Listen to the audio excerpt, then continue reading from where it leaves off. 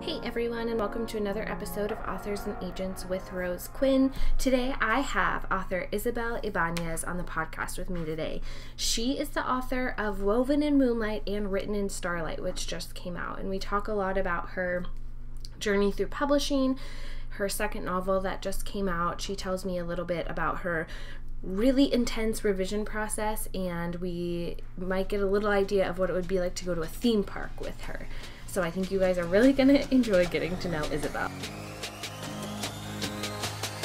Can we start off by having you tell me all about your novel, Written in Starlight? Absolutely. So I'm Isabel Ibanez, and Written in Starlight is about a character who showed up in Woven in Moonlight, but now this story really follows her adventure, and she is banished to the jungle, and while she is in the jungle, she stumbles upon a lost city that is legendary in Incasisa. And when she gets there, she realizes that this may be her opportunity to win back her throne, which is her lifelong goal. So exciting. Lost City. I love that it's like an adventurous South American Tomb Raider. Oh, that makes me so excited. I love it. Thank you. I'm so glad. I really love this story, and it was kind of an indulgence to write it. It felt like it had so many of my favorite tropes in it, and so I was just going left and right. Let's add in however many things that I love to read in a book. Why not? I think that that's what every author should do, right? The tropes that you love the most, because we need more of them. Yes. One bed trope? Sure. Let's make it a hammock. They only have one hammock and they have to share it. Let's do it. I love it so much. Oh gosh, so exciting. Well, this is your second novel coming out, right? So tell me a little bit about your journey to this point, to having now 2 published books out into the world. It really feels surreal still. I've always wanted to be a writer, and when I was a kid, I just loved story, and I loved reading books, I loved watching movies, and I loved the power that words and cinema had on people's emotions, and how it can create, and you can experience this human just experience. And so I just have always been captivated by story. And when I went to school for college, I majored in creative writing and then immediately tried to get published, and it did not go well, unfortunately. So I had to reassess, and I was like, okay, what am I going to do here? Because I definitely need to do something. So I went back to school. I studied graphic design. I learned how to be an illustrator and to do modern day art, basically. And I did that for about 7 years, and then I really, really missed writing. And I went back to it, and I found out about Pitch Wars, went through Pitch Wars, and then got an agent, and she sold Woven in Moonlight, which was my debut, and it came out January 7th, 2020. And then I didn't anticipate this, but Woven in Moonlight went on to do really well, which is great. And my editor had asked me, do you have any other ideas? And I was like, well, yes, I do. And so I really wanted to write about Catalina, who is a character in Woven in Moonlight. And she was very open to seeing what would happen to this character, who is not a warrior, does not know how to boil water, and suddenly she has to survive the Bolivian Amazon. So that's pretty much like how it kind of like from start to finish, I took a detour of 7 years, came back, and then wrote something that felt very personal to me, and represented a lot of my memories and ancestry, family, my lived experiences from Bolivia. And that ended up being my debut. And then Written in Starlight really reflected my dad's upbringing, because he was born and raised in the Amazon. And so I had a lot of his stories guiding me in this process. So I'm just happy that that people were excited about a Bolivian character, and getting the opportunity to write another story set in the same world that I love so much. That's amazing. I mean, you've brought so much of your heritage and culture into it, and I'm sure that, obviously there were so many people who loved it, right? And there's probably a lot of people who felt seen in the characters, and in probably a various amount of ways. I hope so. I really, really hope so. I think I was a voracious reader growing up, and I rarely saw myself reflected in the stories. I mean, I would have been happy with any South American country, really. Yeah. But there just wasn't a lot. There wasn't many. Well, you are changing the landscape on that, and I'm grateful for it. I'm sure lots of other people are Thank too. you. Yeah. So did you get your agent through Pitch Wars?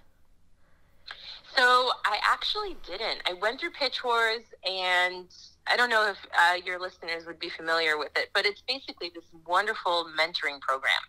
And somebody who has some kind of experience, whether they're agented or are just really knowledgeable in the publishing industry, they can mentor an unpublished writer for about 4 months. And at the very end of the mentoring period, there is this agent showcase. And so the book that I had entered Pitch Wars with was this Latina pirate story. And I didn't get any agent bites through that, but I ended up doing DV Pit. And through DV Pit is how I found my first agent. Okay. That's awesome. I think that there are so many great and different ways of connecting with agents now, besides just cold querying. I love that there's so many different pitch contests that, allow agents to see you and not get lost in the slush pile, right? Yeah. Yes. Which, I mean, I must have sent out something like 89 queries, and I had some fulls out, but it was really DV Pit that allowed me to get in front of a lot of agents who were intentionally looking for diverse reads. Yeah. That's so wonderful. Yeah. Well, what would, based on, your experience and looking back now, what would maybe your top tips be for writers who are querying right now? I think that I used to think that I just needed an agent. And one of the things that I was told over and over and over again was, it only takes one. You only need one yes. And so for me, in my mind, that translated to, I need to send out a bunch of queries, nearly 100. But the truth is, and after being in this industry for a little while, you really do, this is the thing where quantity is not better than quality. Yeah. And so doing your research, finding out what kind of agent would fit well with not just the books that you write, but maybe even on a personality level. Do you want someone who's very proactive, aggressive, very business savvy, or do you want someone who's more editorial, someone who's going to hold your hand more in the process? And both approaches are awesome and okay. You just have to figure out what works for you. And so I'd be very intentional, very, very intentional with the list that you create for yourself. Make sure that they represent the books that you want to write long term. And when you have that first conversation with them, if you get that phone call, just make sure that you come with questions about how do you envision the partnership? What kind of books are you going to be representing long term? If you're writing a middle grade and then suddenly you want to write a YA, you might be stuck with someone who doesn't want to represent YA. So just doing your research, having those conversations, and just knowing that it is better not to have an agent than to have a really bad agent. Yeah. And that's the biggest tip that I would give. Oh, I think that is such smart advice, because I think that there is such a desire and an idea that, if you get an agent, you sign with an agent, it's all uphill from there and you've made it, right? But there's still so much that happens past signing with an agent. So yeah, I think making sure you're finding someone who's really going to be a good partner, who has same ideas about your career, your story. Communication sometimes can be, if you have two different communication styles or expecting things differently, really drastically in communication, that can always be very difficult. I think that's great advice. For sure. Absolutely. And the other thing is it's going to take as long as it takes. Don't rush that process. Yeah. I wouldn't. That's I think the temptation is, oh my gosh, what if someone else thinks of this story that's similar to mine? What if this trend doesn't, this thing that I'm writing, what if the trend expires and it's no longer a trend, But really, it matters that you find the right one for you. Yes, I think that's always the hardest advice, right? I'm such an impatient person, and for me, whenever I've heard people say, it'll take as long as it takes, or it might take a really long time, I'm like, no, I don't want to know that. But it's the truth. For sure, and that's... For sure. You're totally right. I mean, I'm also impatient. If you get into anywhere near the publishing industry, you learn very quickly, very, very quickly, that patience is the name of the game. Yes. You're in it for the long haul. Yeah. I feel like, though, I found a lot of other really impatient people in the publishing industry, and we're all like, why did we choose to be here? But the love of story, like, for you, you know, you took this detour and you did something else for 7 years, but that love of story pulled you back in. Yeah, it's true. I mean, it took me a while to get here, and it took, let's see, like my 3rd book that I wrote to get published. Yeah. But yeah, it all worked out. Yes. It really did. It all worked out. Wonderful. Well, my next question is a 2-parter. I'd love to know for you, what is the hardest part of writing, and what's the hardest part of being an author? Great questions. So, the hardest part for writing for me is the beginning, for sure. I struggle with knowing the right way to enter into a story. Yeah. Because literally every option is available to you. There is everything. Like, you can go in 100,000 different directions. But then once you commit to a beginning, your options become narrower.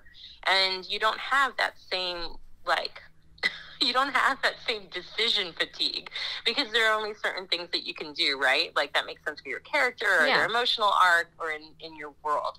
But starting, like, actually figuring out the best, strongest way into the story is what I really struggle with.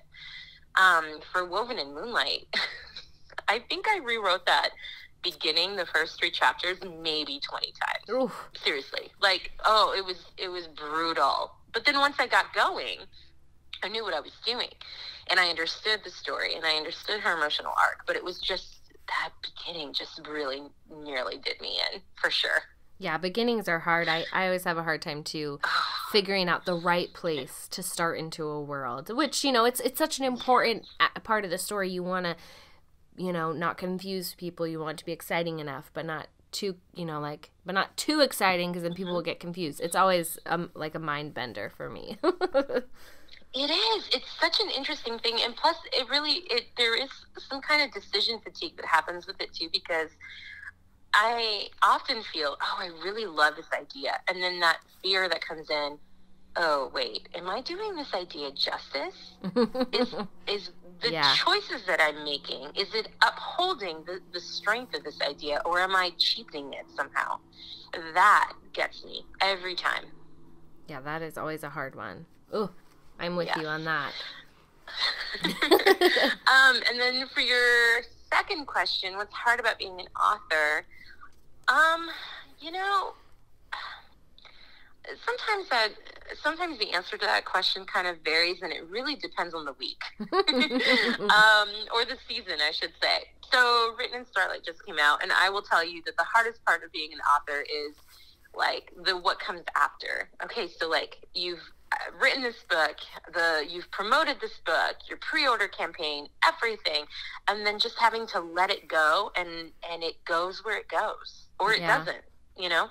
And at that point, it's so hands-off, it no longer really belongs to you, and it's reaching an audience, and you have no more control over its fate, its reception, what it will do, its interpretation, none of it. Like, there's just this kind of letting go with it it can be really, really hard. And then other times, I think what's hard when I'm not in and around a publishing date is like just this idea of insulating myself and figuring out what and how to protect myself from responses, reactions, reviews, that kind of thing. Because in this day and age, I am extremely accessible, especially on Instagram, to be tagged in so many things. And, you know, sometimes it's a hard choice on how to be approachable and wanting to have conversations with readers, because it's so great. But then at the same time, whoa, I am really accessible and left wide open for a lot of heartache too. So it's hard. That is so hard. You know, I think I've had this conversation, and I feel like people in the writing community have for a long time, like, do you tag authors in their reviews? And I feel like for authors, it makes, like, going on social media kind of like you're in a landmine field, right? Like a minefield. You're like, should I look at what I was tagged in? Should I not? Like, I don't know if it's going to be good or bad. You know, I think I review lots of books on social media, and only ever tag authors if it's a good review, because I'm like, oh, it'll make their day. Yeah. I would never tag them for a negative review, but I'm also, you know, a writer too, so I understand all of that goes into, you know, how it's received. But I think too, I've heard from a lot of other authors that once your book is out in the world, it doesn't belong to you anymore, and that's so hard, because it's belonged to you for such a long time as you've worked on it, and it was just like 2 years. Yeah, and it was just yours as you worked on it, right? And now you're like, okay, you're going off to college. Goodbye, child, you know? That can be super hard. You're never going to be back in my home again. Literally. Like you are your own separate thing. Yeah. Forevermore at this point. It's crazy. Such a bizarre thing. Such a bizarre thing. It's such a bizarre thing. Yeah. And I think what you're doing is good, like tagging authors and good reviews. I think it's good. And it does make people's day. For sure. For sure. What's really hard is just the negative reviews. You know, it's like, whoa. And if you're already feeling a bit raw, because sometimes, and I think, you know, as a writer, I think that you have to sometimes get yourself mentally and creatively to write a hard scene, or to be able to be vulnerable enough to keep going or to keep writing. And so that kind of thing could really just hinder your creativity for the day. Definitely. So, yeah. Yeah, that is a hard place, because it is so nice to be accessible. Like, I remember when I was, you know, young, and I loved these authors that I was reading their books, but I remember being like, oh, I have no way to contact them or get in touch with them. But now it's just people can just go search on Instagram or Twitter or whatnot and reach out, which is very accessible and nice in a way, but it definitely has its downsides. Yeah, for sure. I mean, even for me, like, listen, like, I'm such a fangirl for other authors. Oh, yeah. It still trips me up. Like, oh my gosh, I get to just follow them, and I get to know what they're going to be eating for breakfast. What? Is this real? Is this legal? Like, how do I get to know this? You know? Yeah. I mean, I like, the appeal is enormous, but then with it comes, like, all of this other, oh, wait a minute, I have to think carefully through this, you know? So. Yeah. Well, let me flip this question for you. So instead of the hardest parts, tell me the best part of being a writer and the best part of being an author for you. Well, let's see. I think for a long time, as I mentioned, I wanted to do this for a job. I wanted this to be my livelihood, and I wanted it to be a viable option for my family. And I wanted to contribute, but I wanted to contribute in a way that it was just life-giving. And I didn't know if that was going to be possible for a long time. So I think the best part of writing is that I get to be a writer, that it is an actual thing that I can do, that helps my family, that is a career. And, you know, there were so many nights where I am by myself. My husband is sleeping, long been sleeping, and I'm just alone, and sometimes in a dark room, and I'm typing away, and I'm thinking to myself, oh my gosh, is anyone going to read this? Because I didn't know, you know? So now I'm on the other side of it, and I'm just so freaking thankful. I still pinch myself. I still can't believe that I get to do what I get to do, you know? And I'm even thankful for the 7-year detour that I took, because it helped me become a designer, which helped me in turn get to design my book covers, which is an opportunity I thought I would never have, you know? So, and I think, like, in terms of being an author, the other fun, like, speaking of accessibility, but the other amazing thing about this is that publishing really is small. And so getting to share with other authors this fun thing, and so doing writing retreats, going to book festivals, being able to have colleagues and peers, because before it felt so alone, but then I realized, oh no, there are a lot of other people in my same boat. Like, we're not all hanging out in an office together. Like, that's not what's happening. However, I do feel like I have peers and colleagues on some level, you know, and it's awesome. That is awesome. And there's such a great community. I think the writing community, in whatever stage of your journey you're at, is the best. I mean, book people, I've always said, are the best people. And I think that kind of just goes, you know, that goes for everybody. Yeah, for sure. That's Absolutely. awesome. Well, I love that. I love those best parts, definitely. And I'm sure your family is very proud of you, too, that you are doing what you love and that, you know, you're making it your career. That's the dream. Awesome. Thank you. I really, really appreciate it. I truly didn't think I'd get here. I feel like everybody thinks that, right? Like, nobody thinks they're gonna, we all want to have that be our dream and our goal, right? But it is so hard and such a strenuous journey most of the time. Yes. It's hard to believe that. I mean, when I think about just how many people are trying to be published in this country, it must be so daunting, that number. And so it's hard to believe, you know, it was hard for me to believe that I would be a smaller statistic, I guess. Yeah. It was just hard. Well, that's wonderful. Well, my next question is a little bit about your writing process. So when you're drafting, are you more of a pantser, more of a planner, or do you fall somewhere in between?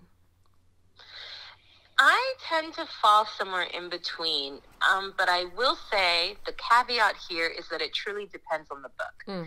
So for Woven in Moonlight, definitely, I was plotting, making sure that I knew where I was going. I had mapped out the emotional beats, the action beats, like every chapter, what was going to happen in the chapter, what information was going to be revealed. And then for Written in Starlight, same thing, plot, like all over. And then my next book, it's Together We Burn, and that comes out with Wednesday. That process was just a little bit different. That was way more fluid than my other two books. And yeah, it was so weird. It was just strange. Well, one of the things too is that it lived in my head for 3 years. And I saw the big moments in the book, but I was unsure about the smaller moments. And so I didn't really discover the emotion until I was actually drafting.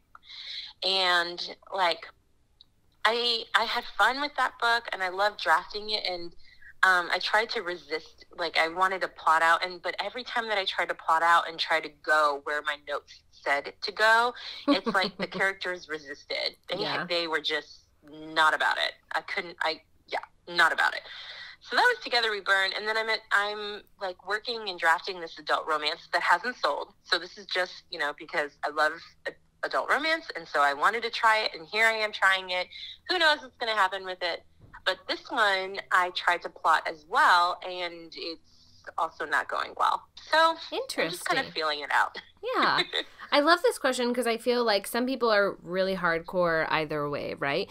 And for me, I found I've had success with pantsing for some of my manuscripts and plotting for some, and then, you know, more just being free, you know, like it changes. It definitely changes depending on your characters. Like I wrote a YA murder mystery and I had to do a lot more planning and forethought throughout all of that, right? Because it's a mystery. But but I think for others, you're able to get away with it. But yeah, your characters seem a little stubborn if they're not letting you try and think about it beforehand.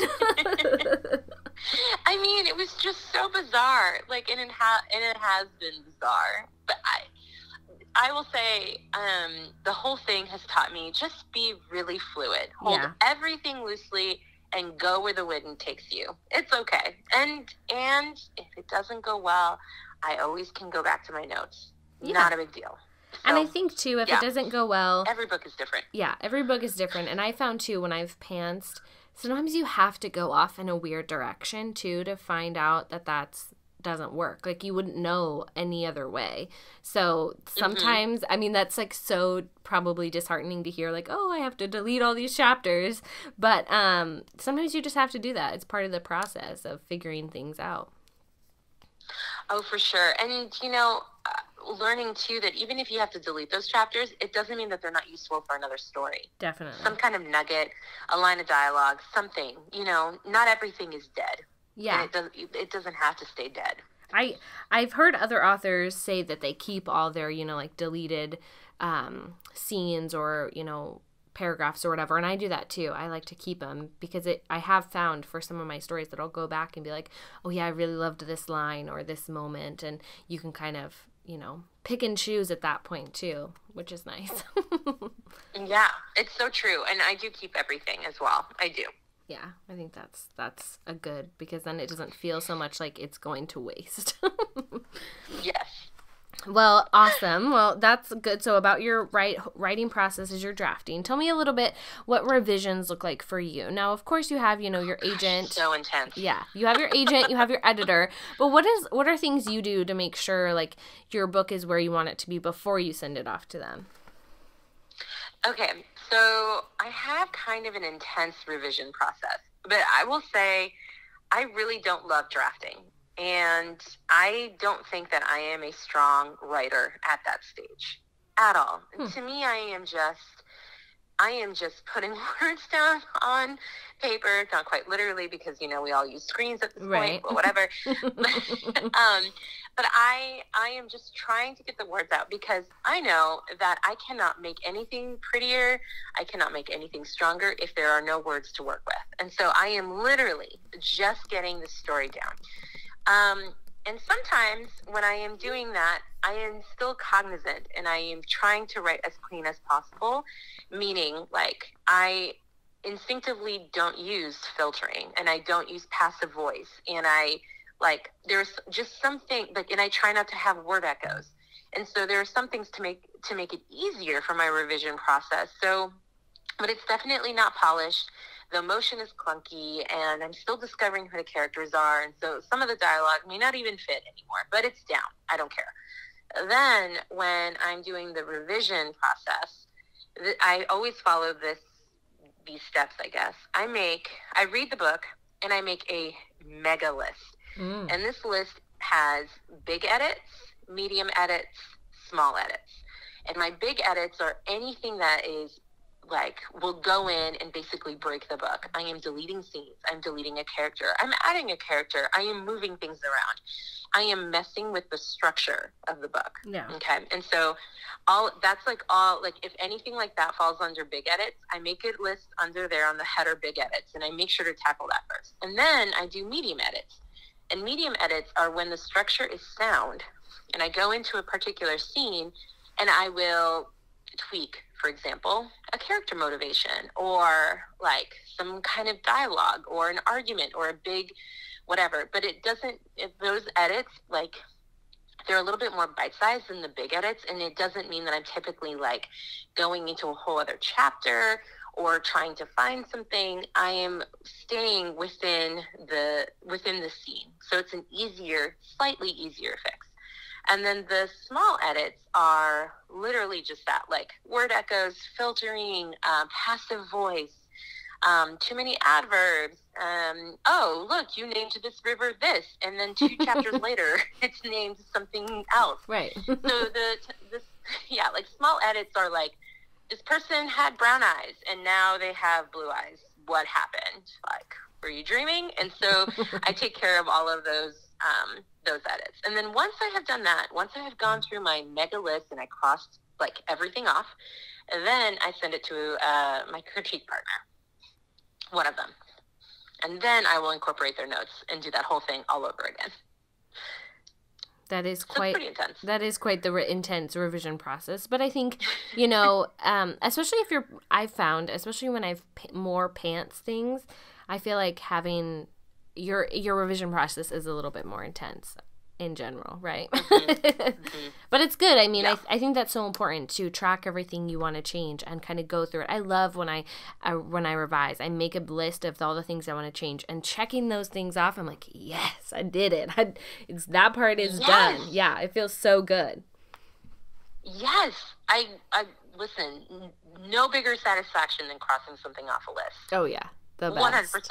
Yes. The best. Totally agree with you. Well, awesome. Thank you for sharing that. I know some people, who might be listening maybe are stuck on revision, don't know how to move forward. And so it's always, I think, good to just share how we, get our words to be a little bit better. Yeah. Well, for sure. I hope it's helpful. Yes. I like it. I like it a lot. My next thing, I'd love for you to share with me something your readers wouldn't necessarily know about you. Is it writing related or just on a human thing? On a human level. It could be anything. On a human level. Yes. Okay. I really love to feed people, and I don't mean like literally I'm holding up a fork and I'm feeding someone. I love to cook, and I love to plan out dinners, and I think I'm very intentional about what's going to be on the table and how someone is going to experience it. I like people's interaction with a memory and creating a memory is very important to me. And I pay a lot of attention to how someone is experiencing something and how I can make it better. So, for example, if you and I went to a theme park, you better believe I will have mapped out everything, the times of everything, how we're going to do it so that we don't have to wait in line as long and we are not missing any of the delicious things to eat. By the way, we are not like getting lost, absolutely unacceptable. You are going to have the best time and I'm going to make sure. I love it. You sound like you're a planner in life, Oh gosh, but no, that's the weird thing. Really? Like, yes, no. I got a planner for the very first time this year. Like, no. It's only when it involves someone else that I am type A. If we were taking a trip, I suddenly would become a travel agent, and I will figure out, like, where to go, what time the museum's open, what bus, like, whatever. It's only about experience, and it's somehow tied to memory. It's so weird. But ask me, like, what I'm doing on Friday. I have no idea. We had to reschedule this wonderful interview because we were having it another day. And I, like, what? Oh my gosh. Like, by the way, thank you so much for being flexible. Of course. So, no, I am not a planner when it comes to me. I am, like, type A when it comes to someone else. Oh, that is so interesting. I think you're so right, though, about memory and the different details. And, like, I can remember, especially food related, like, I remember lots of things, like, with my dad's mom, who I wasn't ever really that close to growing up, but I always remember making sugar cookies with her. And I can, like, still see some of them in my head, And so there's so much, especially around food, the smells, the atmosphere of it all, right? Those things stick in your mind. It's so true. And I just want everyone to have the best time ever. Yeah. And if I can somehow facilitate that, I am your woman. Well, that's good to know. We are all going to write that down. I would love to go to a theme park with you and have you take care of everything, because I'm usually the one in my family who is like has to be the planner, right, and figure all these things out. It would be nice to go on a vacation and have somebody else do it. And it would give me so much life. Yes. Like, so much life. Well, that's awesome. Yeah. I love it. Well, it could also be a bad thing, though, too, because then someone might be like, no, we should do this. And I'm like, no, you are disrupting. Right. You're like, sorry, no. Instinct. Like, yes. Yeah. Like, you are disrupting my plan. Yeah. And I know best. It's so ridiculous. Like, it's so ridiculous. Like, I know best. You are not going to want to miss this. Yeah. just be quiet and follow my plan. Just follow my plan. I know better. Yeah. I did research, okay? Yes, exactly. Why wouldn't you trust me? Yeah. Have I ever let you wrong? Yeah. Oh, that's probably one of the best answers to that question that I've ever gotten. So thank you for that. You're welcome.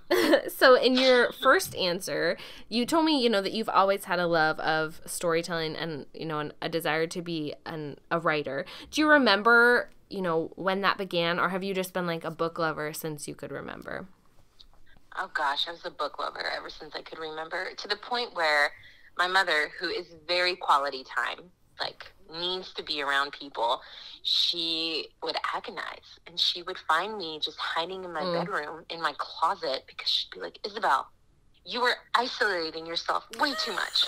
You don't spend time with us. You don't talk to us. You go everywhere with a book. She was genuinely concerned. I'm not even exaggerating. Just super concerned. So I was always a reader. I mean, for my 11th birthday, I asked my mom to get me an Agatha Christie biography, please. Oh, wow. That's lovely. Yeah, I know. Ridiculous. But I do remember during the summer, I would write a lot. And my parents, they immigrated to this country. And usually with immigrants, they want their kids to succeed and to assimilate and to embrace their new culture so that they can, you know, like move forward, and they know the rules, and that way they can excel them and all that kind of stuff. And so, but my parents were the opposite, like opposite. They did not want me learning English, and they delayed it for as long as possible. So Spanish was my first language, and they also, like, every summer they would send my brother and I to Bolivia for 3 months out of the year.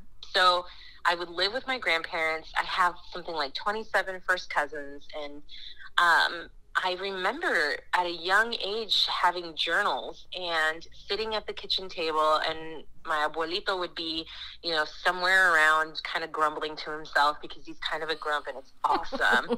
And I would be writing stories. And I think it was a Lisa Frank journal. Oh, yeah. Those are the ones that I would typically buy. And so I would fill those up with stories. I love it. I mean, I think, you know, I was definitely that kind of kid too. I was told so many times I was antisocial, but my mom was like very concerned. But I'm like, I don't need to talk to anybody here. Like, this book is way better. Sorry. I really just loved it. And also, I mean, my mom is an extrovert, and so it could not have been easy raising a daughter who was born in a different country than her, was having different experiences, and at times completely speaking a different language. Yeah, that's true. An introvert. It could not have been easy, for sure. But yeah, she would despair a little bit at how often I would disappear with the book. And now you can say, Mom, it's okay. Look, I made it into a career. I'm doing, you know. Oh, she's so proud. Oh, good. Oh, gosh. Good. Yeah. Well, when Woven in Moonlight came out, she would be at the airport heading to Bolivia, and she would have like stacks of the book or whatever. She was like, my daughter wrote this. Oh, and, like, hand them out to people. That's the best. Yeah, she's very proud. She's like your cheerleader, your number one cheerleader, yes. I bet. That's for awesome. Sure. For sure. Well, I have just one final question for you. I would love to know right now what your favorite book is. This is not your favorite book of all time. Just something you've read recently that you like want to shout at people about. Oh my gosh. Okay. So there's so many. I know. This question is so hard. I'm sorry. You're such a monster. How could you do this to me? You can give me more than one. You can give me more than one if that makes it easier. Okay, fine. All right. I have been rereading Sarah Addison Allen. Her books are adult. They're wonderful. They're all whimsical, romantic. They have very subtle magic that kind of is woven through the story. Just beautiful. If you haven't read her, start with Garden Spells. That was her debut, and then just read all of it. That's really good. The other one that I've been reading is called These Violent Delights. It's a Romeo and Juliet retelling, and it is keeping me up at night. Whew, it's so good. I think that the last person I interviewed, that was their favorite book as well, by Chloe Gong, right? Are you serious? Yeah. Yes. That's awesome. Well, you should totally interview her. Yeah. I have that on my bookshelf, so I'm going to have to move it up now that I've had 2 people tell me it's their favorite book. It's really, really good. I haven't finished it yet, but it is keeping me up at night. Oh, straight up. That's good. I need to read it then. I love those books that you just can't put down. Absolutely. And then let's see. The last one, I have an arc of People We Meet on Vacation by Emily Henry. And because I talked about adult romance, I feel like I need to do one. And if you haven't read her beach read, it's fabulous. And then her next one, People We Meet on Vacation.